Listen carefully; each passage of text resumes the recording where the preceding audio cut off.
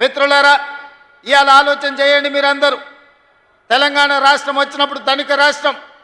ఈ ధనిక రాష్ట్రాన్ని చంద్రశేఖరరావు గారి కుటుంబం చేతిలో పెడితే ఈరోజు అప్పుల ఊబిలో తెలంగాణ రాష్ట్రం కూరుకుపోయింది.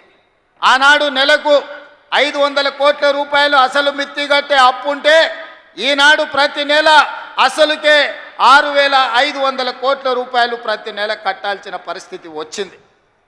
10 ఏళ్లలో ఈరోజు దాదాపుగా 8 లక్షల కోట్ల రూపాయలు 7 లక్షల కోట్ల రూపాయలు బ్యాంకుల్లో అప్పు తెస్తే 40,000 కోట్ల రూపాయలు కాంట్రాక్టర్లకు బకాయిలు పెట్టిండు. ఇవాళ సింగరేణికి బకాయిలు పెట్టిండు.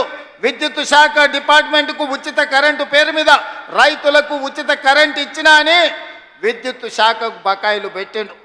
నిన్నగాక మొన్న బ్యాంకుల్లో తెచ్చిన అప్పులే కాదు, ఆయన పెట్టిపోయిన బకాయిలను లెక్కేస్తే 8,29,000 కోట్ల రూపాయల లెక్క తేలింది. మిత్రులారా, ఈ 8,29,000 కోట్లలో మా నెత్తి మీద కత్తి పెట్టి ఈరోజు బ్యాంకులు వసూళ్లు చేస్తే అసలు మిత్తి 1,53,000 కోట్ల రూపాయలు ఈరోజు బ్యాంకులకు చెల్లించాల్సి వచ్చింది.